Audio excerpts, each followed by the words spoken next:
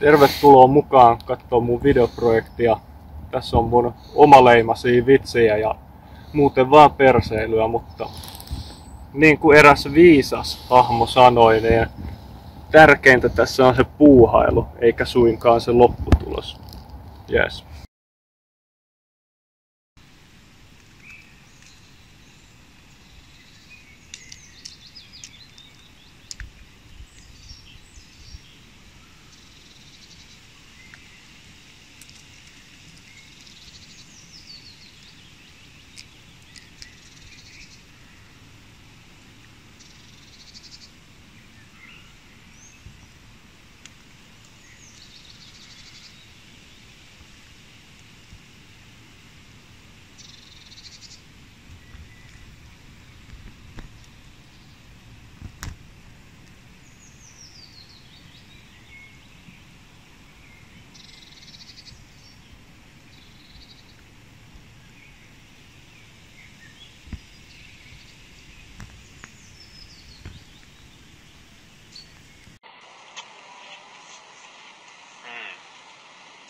Kenneth, Mark, give me the Zuck. But you can follow up and tell me what that means, and I'll try my best to do it for you. What's the whole Zuck thing? ZUCC. I haven't seen this before.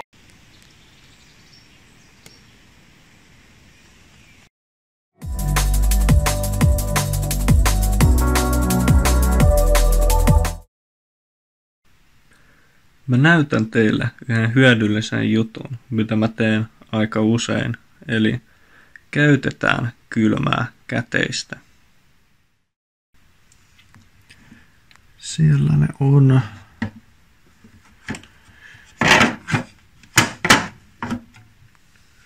Kylmäkäteinen. Joo. Ja sitten vaan käyttämään. Jatketaan prosessia.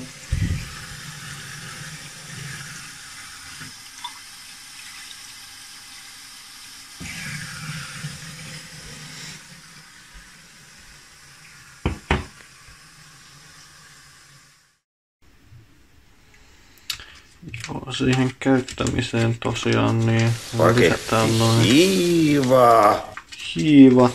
Paketti hiivaa.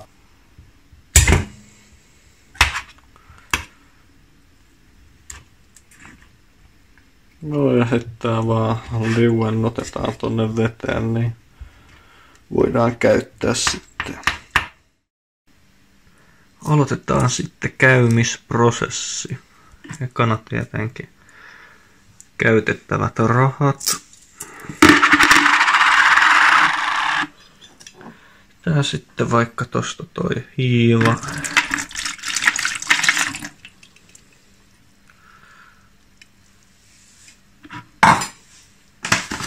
Ja tietenkin Sokeria 6 kiloa. Siitä tekijälle paljon iloa.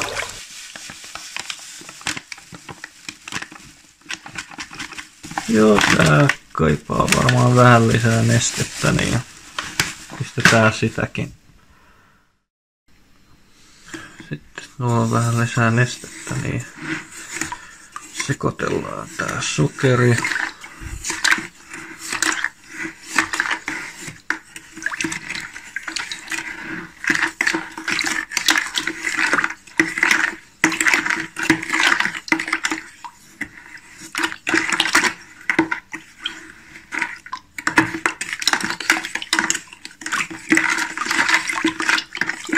Alkaa olla pikkuhiljaa liuennut.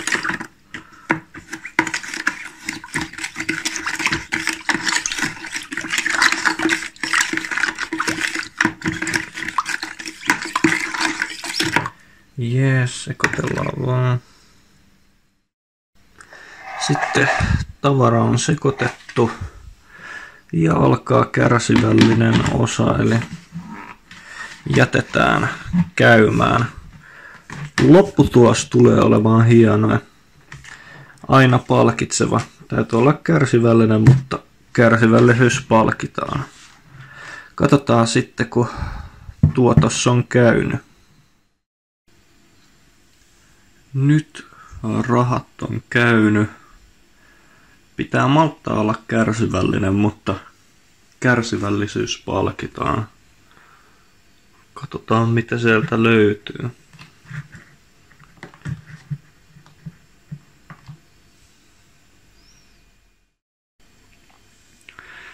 Sieltä löytyy 5, 20 ja 50 seteli. Eli näköjään 5-senttisestä oli tullut 50, toisessa 5-senttisestä 5 euronen ja 10-senttiset oli yhdistynyt 20. Ei yhtään huono tuotto. Kärsivällisyys palkittiin.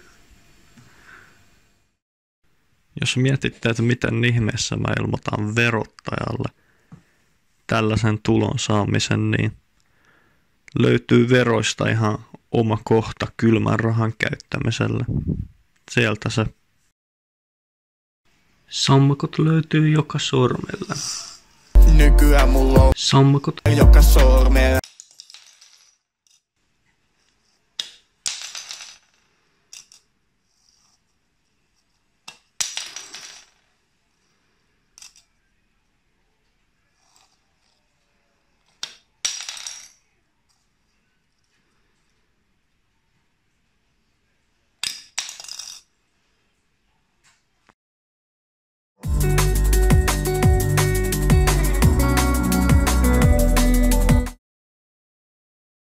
Hei, minä olen Jari Kuusenhuippu.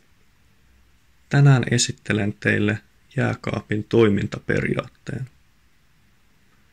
Yksinkertaisuudessaan se perustuu lämpöenergian siirtämiseen jääkaapin sisältä ulos, jotta sen sisällä olevat tuotteet pysyvät viileänä. Tässä vielä yksityiskohtaisempia selityksiä jääkaapin toimintaperiaatteesta. Keskeinen osa jääkaapin toimintaa on lämpöenergian siirtäminen sisältä ulos. Tämä tapahtuu käyttämällä lämpödynamiikan periaatteita, haihtumis- ja kondensoitumisprosesseja.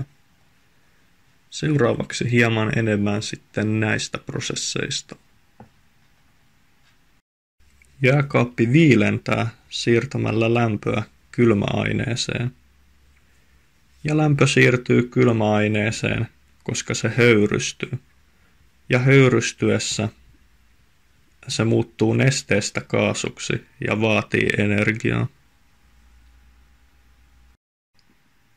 Käydään sitten läpi kylmäaineen kierto.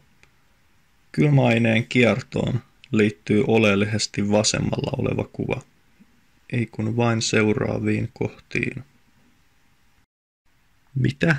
Eikö toi olekaan prosessori? No, kompressori kierrättää kylmäainetta järjestelmässä, puristaa sen korkeaan paineeseen. Tässä sitten siitä lisää. Imuvaiheessa prosessori I5 tai korkeampi imee alhaisen paineen ja lämpötilan kaasumaisen kylmäaineen höyrystimestä. Ei kannata ehkä uskoa, kun tuossa lukee kompressori. Että se on se prosessori kyllä varmaan, niin puristusvaiheessa se puristaa kylmäaineen korkeaan paineeseen ja lämpötila nousee. Paisuntaventtiili kontrolloi sitten kylmäaineen virtausta. Tässä siitä. Paineen alennus. Kyllä se on hieno, kun saa painetta halvalla. Höyrystin höyrystää kylmäaineen tai vaikkapa nikotiinin. Aivan absorptio ottaa lämmön sieltä jääkaapista. Jos toi kompressori on joku oikea sana, niin ehkä sitten tulee kompostorin ja espresson yhdistelmästä. En tiedä. Aivan turhaa laites. Nesteen virtaus. Mä yritin laittaa tähän nyt havainnollistavat kuvat. Tuosta vasemmalla olevasta kuvasta. Mulla ei ole tietoa mikä se on, mikä toi juttu on, mutta ihan hauskalta näytti, niin joo.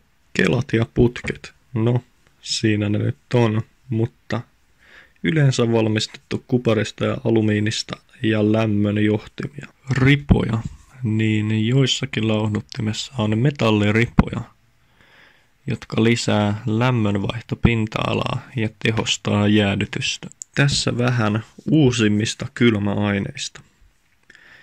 Eli ES on suomalainen energiajuoma, joka on tunnettu raikkaasta ja virkistävästä maustaan.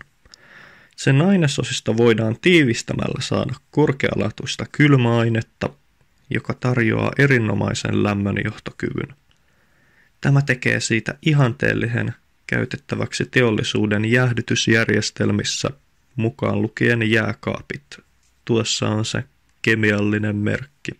Seuraavaksi tärkein, miksi juuri ES:ään kannattaa satsata. Nykyisissä jääkaapeissa on kasvava tarve kehittyneemmälle ja tehokkaammalle kylmäaineelle, ja tässä kontekstissa uudelle ES-kylmäaineelle on nouseva kysyntä. Tämä tarve johtuu useista tekijöistä, jotka vaikuttavat nykyaikaisten jääkaappien suorituskykyyn, energiatehokkuuteen ja ympäristöystävällisyyteen.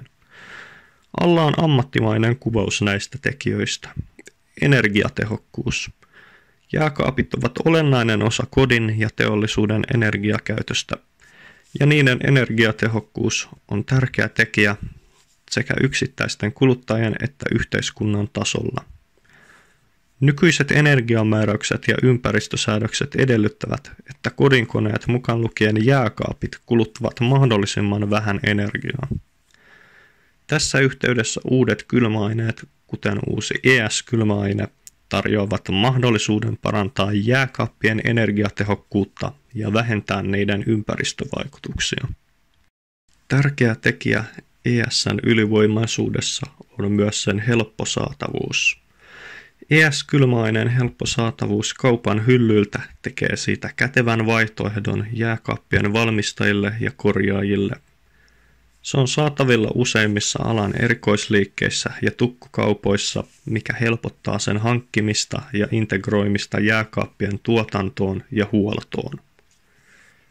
Tämä lisää sen houkuttelevuutta alan ammattilaisten keskuudessa, jotka arvostavat helppoa saatavuutta ja luotettavuutta kylmäaineiden hankinnassa. Tässä on se ihmejuoma, jota te kaikki haluatte. Saanen esitellä Euroshopper. Avataanpa sitten.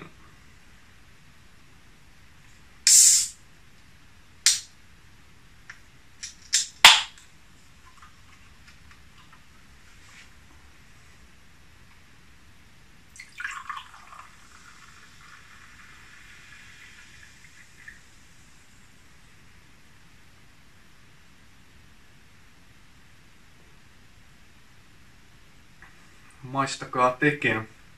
Herkullinen Euroshopperin aromi.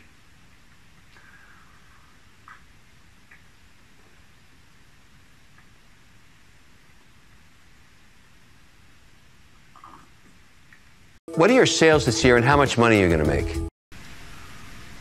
Euroshopperin kaltainen tuote. Ollaan pikkuhiljaa nousemassa siinä jäähdytyspuolella parin vuoden aikana. Hyvää kasvua, 2 miljoonaa ollut liikevaihtoa. Nyt tarvitaan se rahaa ja osaamista viedä Amerikan markkinoille tämä bisnesmalli. Ja voitto on ollut break-eveniä, että hitusen ollaan tällä hetkellä tehty voittoa. I know what the answer is going to be. I want 10% for $1 million. Ei pysty millään. Ei tollasta voi hyväksyä, ei voi. Kyllä tää on paljon arvokkaampi, että. We'd like to give you an offer. We'd like to do $1 million for 6%, but you get both sharks. Both of us, yeah. But we don't want to be diluted. That could be problematic. So what do you think of that? Toi kuulostaa jo paljon paremmalta, että tota voi jo harkita. ei tällaista niinku yritysmahdollisuutta noin vaan halvalla myydä. My offer is $1 million for 10%, but they're just standard common shares, and I expect to have the option to invest in the future more if I wish, but I will be diluted. All right, anyway, you have two offers on the table.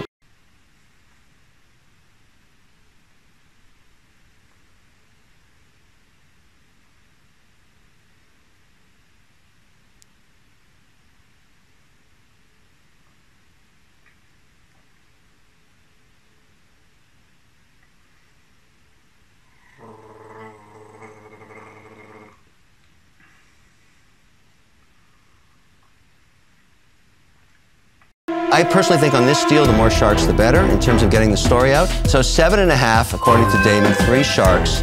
You'll have to take a few hundred basis points out of your own stash to do it. And these are common shares. I mean, I would do it for 6 because I think there's symmetry to that. If he said 6, would you do the deal? For all 3 of us? Yeah. Damon, would you do it? I mean, Take I don't want to. 200 basis points. I'll agree with whatever you want. Mitä ikinä. Tehdään vähän TV-bisnestä. Let's go. En mä enää käännytä pois. Kyllä ihan Shark Tankiin välillä pitää katsoa kunnon business-dealejä saada aikaiseksi. Let's go. Tää on sopimus.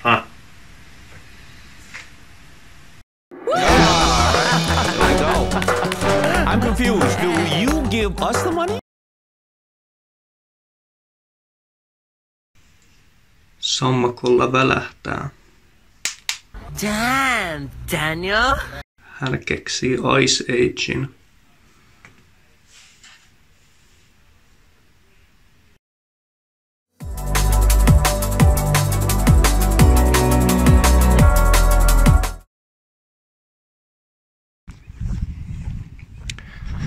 Sitten käydään ostamassa röökiä. En oo ennen ostanut. Saa nähdä miten menee kontenttia varten. Hyvä tähän alkuun sanoa, että en oo ikinä polttanut, että joo, menen sitten ostamaan 10 € maksoi mutta kontentin eteen on se tehtävä. Saatte nähdä sitten videolla, mihin hupiin tällaista käytetään. En aio itse polttaa.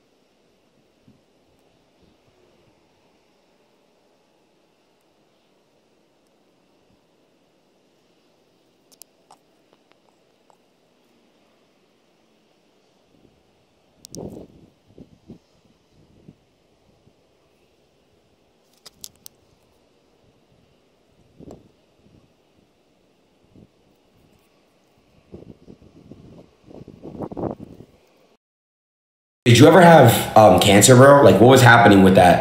Are you okay? No? Okay. Yeah, I'm fine. All right. I'm fine. I had some medical tests due to check some things, which were identified when I was in Dubai, and then when I was in jail, the appointment overran, and I had to use the Romanian medical system, which I did, to confirm that I didn't have cancer, because I knew I wouldn't.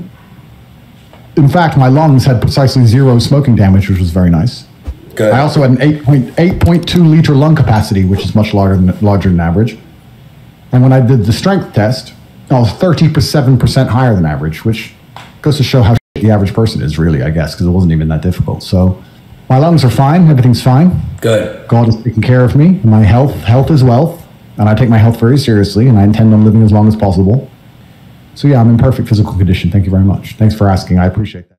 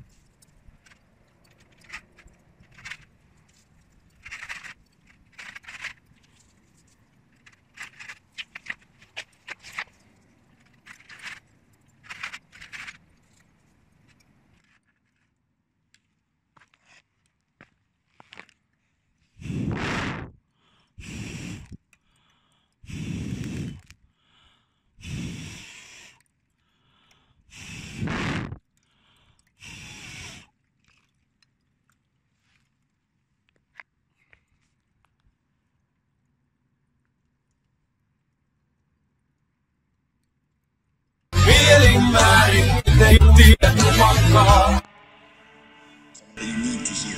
So before we start, the most important thing, obviously, regarding anything you do in your life is your mindset. And that's the first lesson about this. It's the G mindset.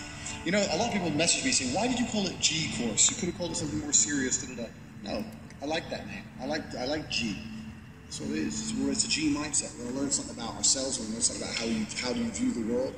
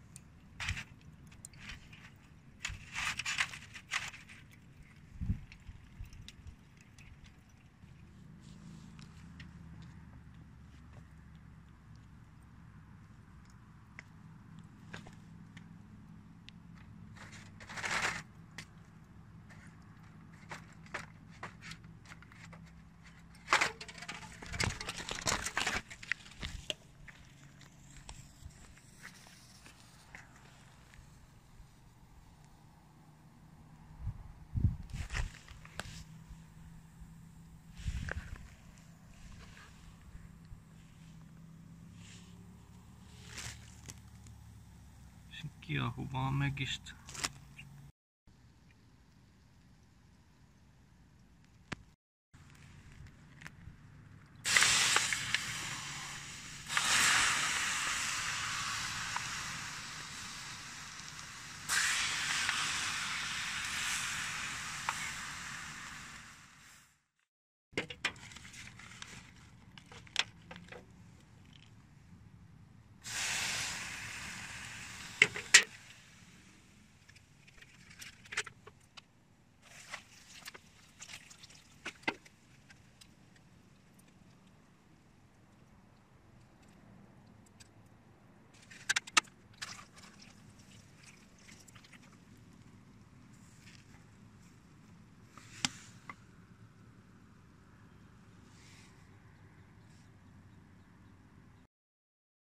I don't tolerate negativity around me. I refuse to tolerate. It kind of reminds me, I knocked my own friend out once. I knocked my friend out. So sparring or like, no, for real. For real. So I was at my girlfriend's house. I'm about 21. I've got so many stories that make me sound like a psycho. I'm at my girlfriend's house. I'm 21. Anyway, her ex comes over with 5 of his friends, and they had hammers because he was mad I'm with this chick. I'm with my boy, and I'm like, what should we do? My friend's like, what should we do? What should we do? It's like, listen, this has been going on a while. He's been texting me that there's been a problem. Let's go out. Let's just deal with this. So I go out with my friend, and the ex goes to me, listen, starts threatening me with the hammer. You just have to apologize. He wanted me to say sorry for taking his bitch. So I ain't saying sorry to you. Because if you say, because you capitulate, it gets worse, right? So I was refusing to say sorry to you. And my friend next to me goes, well, why don't we just say sorry? You're on, it's 5 against 2. And now the guy on my team is acting like a coward and inspiring the enemy. I turned around and punched him so hard in his fucking face. Wow. I knocked my own friend out cold. And you know what those 5 dudes did after that? Shit themselves. They're like, Tate's nuts. He just knocked his own boy out before the fight starts. But you have to dismantle the coward next to you if you stand a chance. You can't be rolling with cowards. Cowards are they're more detriment than anything else. If that fight went down, do you think he was gonna help me? He would have just fucking run away anyway. Yeah. So what do I need him for? He's just a mascot for my enemies. Now he's just helping the enemies out. Väkivalta. Kingi sammakko on arvossaan.